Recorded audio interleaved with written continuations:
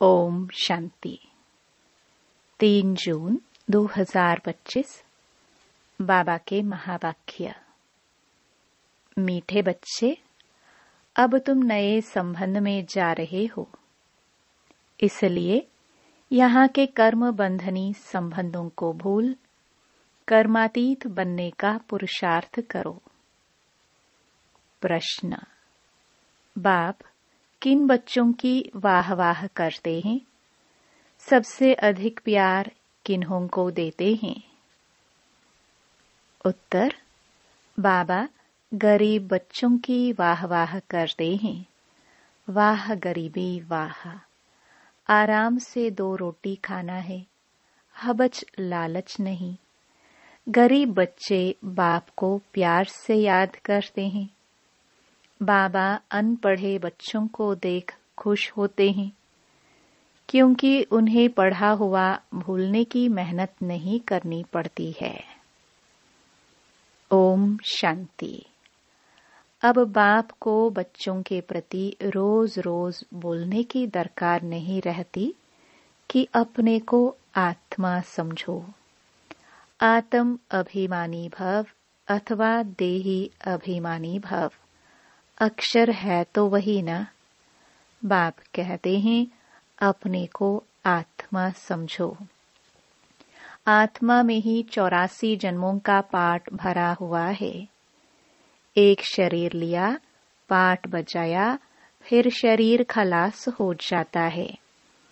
आत्मा तो अविनाशी है।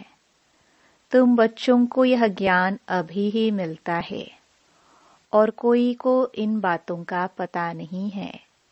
अब बाप कहते हैं कोशिश कर जितना हो सके बाप को याद करो। धंधा धूरी में लग जाने से तो इतनी याद नहीं ठहरती। गृहस्थ व्यवहार में रहकर कमल फूल समान पवित्र बनना है। फिर जितना हो सके मुझे याद करो। ऐसे नहीं कि हमको नेष्टा में बैठना है।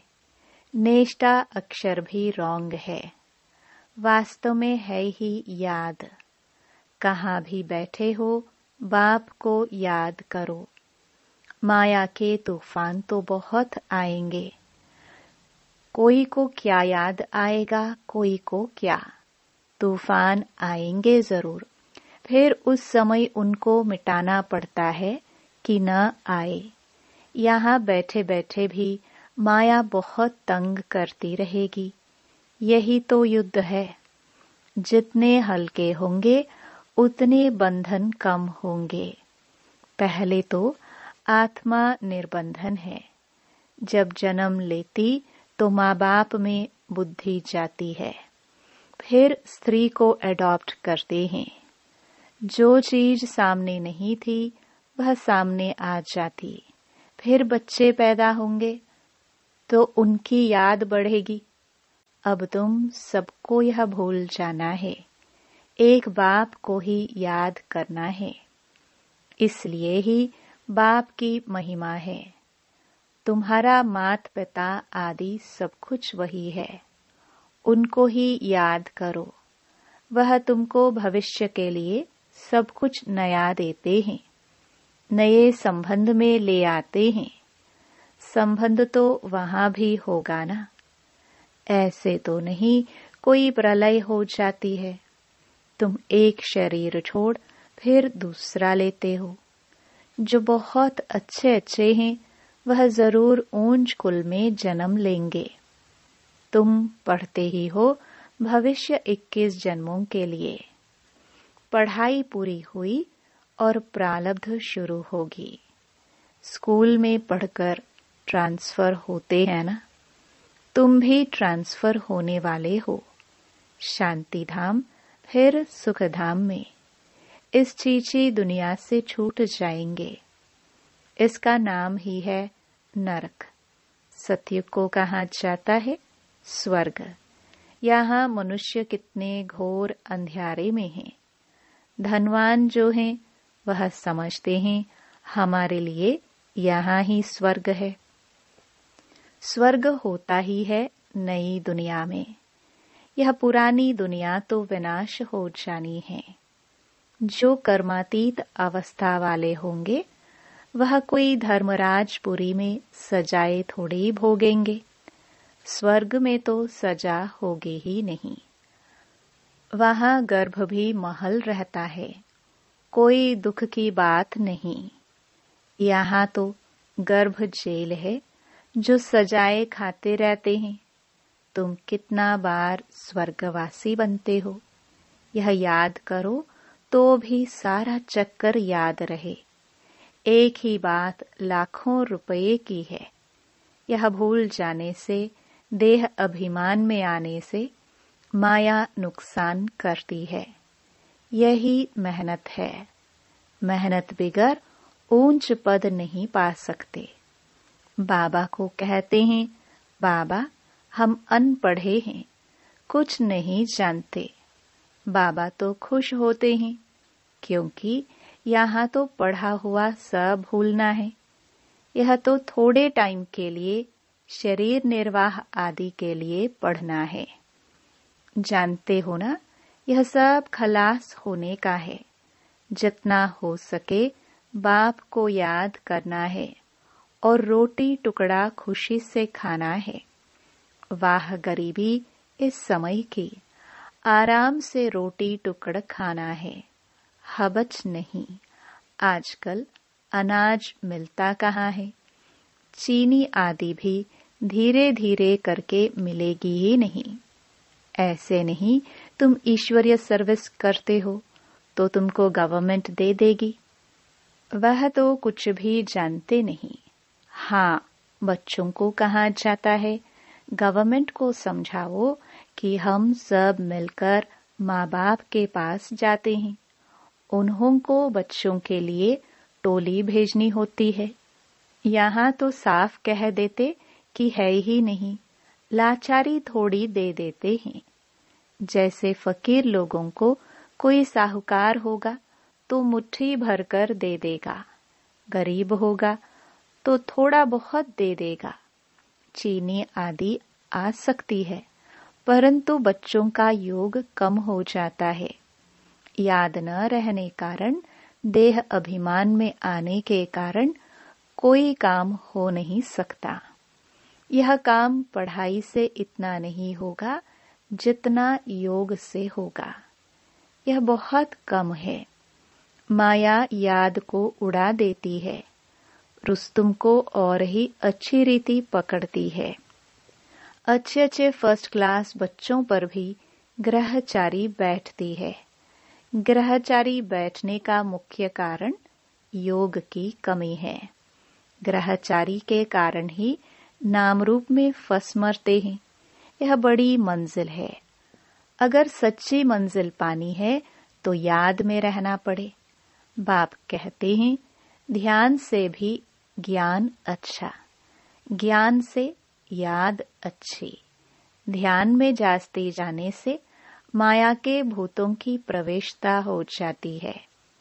ऐसे बहुत हैं जो फालतू ध्यान में जाते हैं, क्या क्या बोलते हैं, उन पर विश्वास नहीं करना। ज्ञान तो बाबा की मुरली में मिलता रहता है। बाप खबरदार करते रहते हैं, ध्यान कोई काम का नहीं है। बहुत माया की प्रवेशता हो जाती है, अहंकार आ जाता है। ज्ञान तो सबको मिलता रहता है। ज्ञान देने वाला शिव बाबा है। मम्मा को भी यहाँ से ज्ञान मिलता था ना, उनको भी कहेंगे मन मना भव। बाप को याद करो, दैवी गुण धारण करो। अपने को देखना है, हम दैवी गुण धारण करते हैं। यहाँ ही दैवी गुण धारण करने हैं।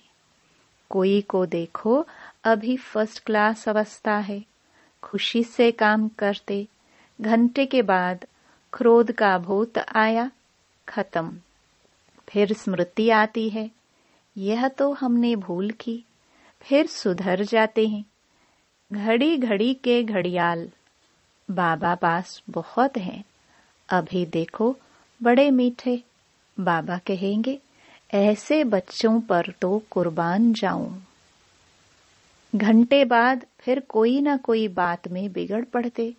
क्रोध आया, सारी की कमाई खत्म हो गई। अभी अभी कमाई, अभी अभी घाटा हो जाता। सारा मदार याद पर ही है।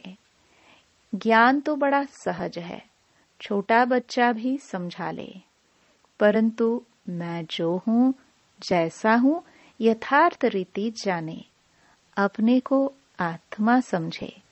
इस रीति छोटे बच्चे थोड़े ही याद कर सकेंगे। मनुष्यों को मरने समय कहा जाता है, भगवान को याद करो, परंतु याद कर ना सके, क्योंकि यथार्थ कोई भी जानते नहीं है। कोई भी वापस जा नहीं सकते, न वे कर्म विनाश होते हैं। परंपरा से ऋषि मुनि आदि सब कहते आए कि रचता और रचना को हम नहीं जानते। वह तो फिर भी सतोगुणी थे। आज के तमो प्रधान बुद्धि फिर कैसे जान सकते। बाप कहते हैं, यह लक्ष्मी नारायण भी नहीं जानते, राजा रानी ही नहीं जानते, तो फिर प्रजा कैसे जानेंगी।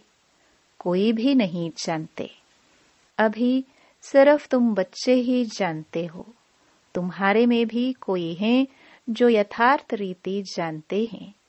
कहते हैं बाबा घड़ी घड़ी भूल जाते हैं। बाप कहते हैं, कहाँ भी जाओ सिर्फ बाप को याद करो, बड़ी भारी कमाई है। तुम 21 जन्मों के लिए निरोगी बनते हो।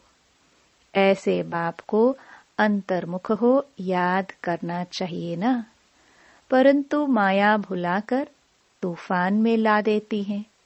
इसमें अंतर्मुख हो विचार सागर मंथन करना है। विचार सागर मंथन करने की बात भी अभी की है। यह है पुरुषोत्तम बनने का संगम युग। यह भी वंडर है। तुम बच्चों ने देखा है, एक ही घर में तुम कहते हो हम संगम युगी हैं, और हाफ पार्टनर व बच्चा आदि कलयुगी है। कितना फर्क है। बड़ी महीन बात बाप समझाते हैं। घर में रहते हुए भी बुद्धि में है कि हम फूल बनने के लिए पुरुषार्थ कर रहे हैं। यह है अनुभव की बातें। प्रैक्टिकल में मेहनत करनी है। याद की ही मेहनत है।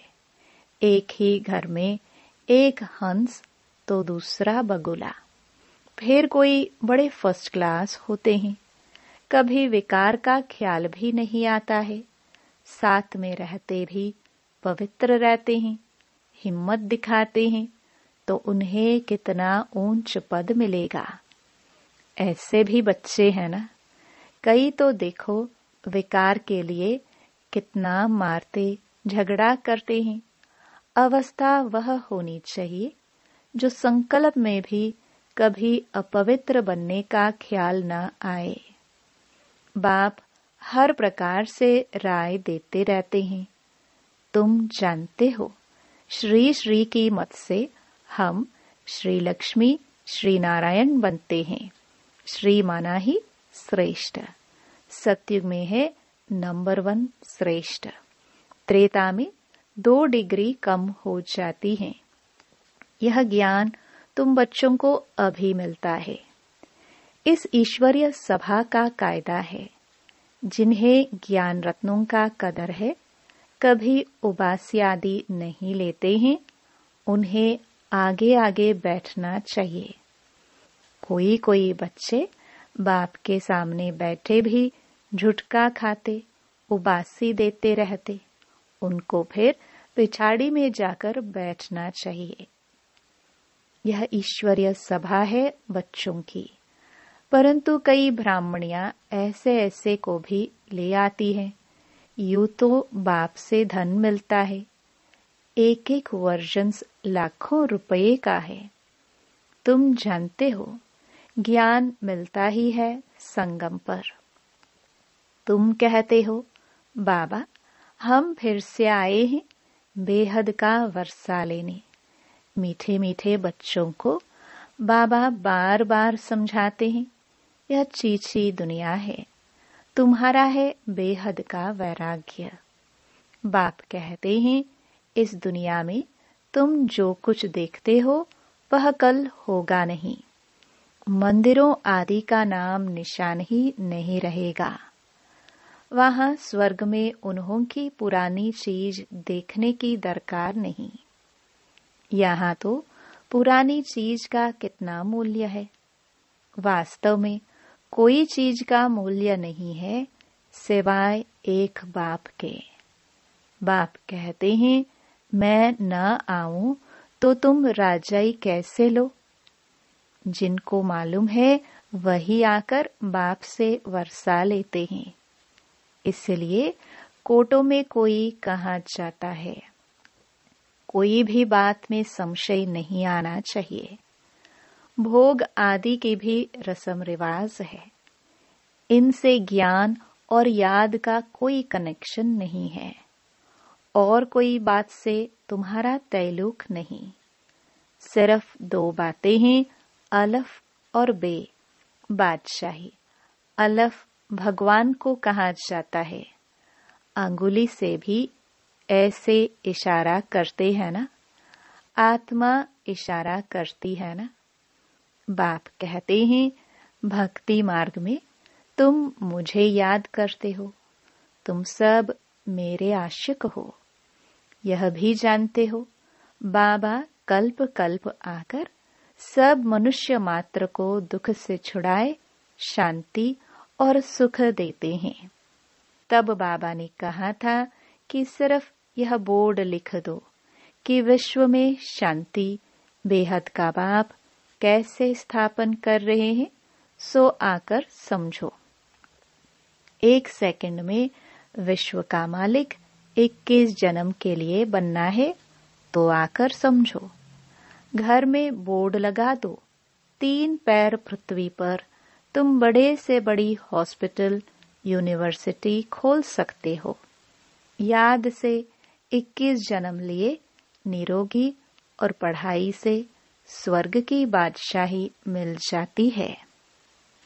प्रजा भी कहेंगी कि हम स्वर्ग के मालिक हैं।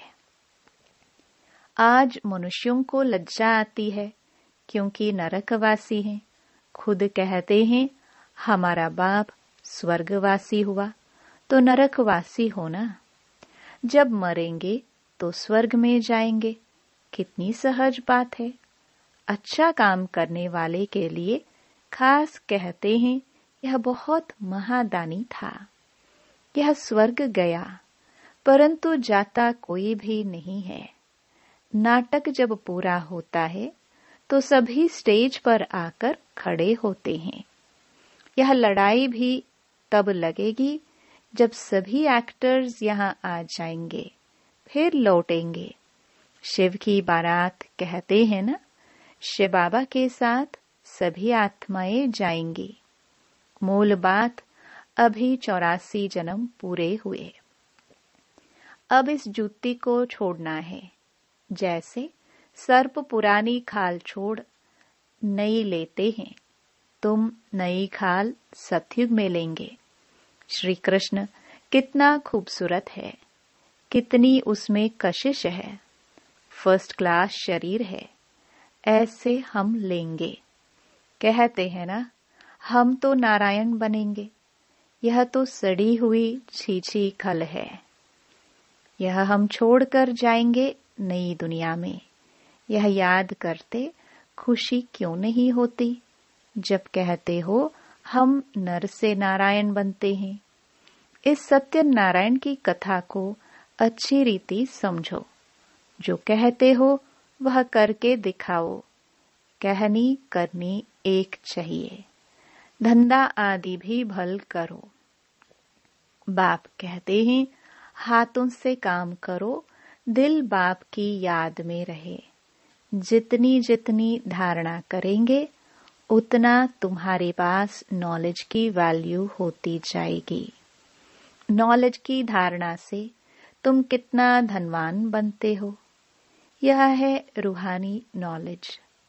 तुम आत्मा हो, आत्मा ही शरीर से बोलती है, आत्मा ही ज्ञान देती है, आत्मा ही धारण करती है।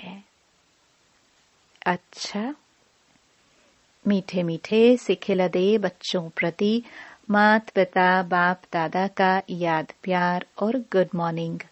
रूहानी बाप की रूहानी बच्चों को नमस्ते। धारणा के लिए मुख्य सार। पहला, इस पुरानी दुनिया की पुरानी चीजों को देखते हुए भी नहीं देखना है। नर से नारायण बनने के लिए कहनी करनी एक समान बनानी है। दूसरा, अविनाशी ज्ञान रत्नों का कदर रखना है। यह बहुत बड़ी कमाई है। इसमें उबासी या झुटका नहीं आना चाहिए। नाम रूप की ग्रहचारी से बचने के लिए याद में रहने का पुरुषार्थ करना है। वरदान, बाप की छत्र छाया के नीचे नाजुक परिस्थितियों में भी कमल पुष्प समान न्यारे और प्यारे भव। संगम युग पर जब बाप सेवाधारी बन करके आते हैं तो छत्र छाया के रूप में बच्चों की सदा सेवा करते हैं। याद करते ही सचखंड में साथ का अनुभव होता है। यह याद की छत्र छाया कैसी भी नाजुक परिस्थितियों में कमल पुष्प के समान न्यारा और प्यारा बना देती है। मेहनत नहीं लगती। बाप को सामने लाने से, स्वस्थिति में स्थित होने से कैसी भी परिस्थिति परिवर्तन हो जाती है। स्लोगन, बातों का पर्दा बीच में आने न दो तो बाप के साथ का अनुभव होता रहेगा।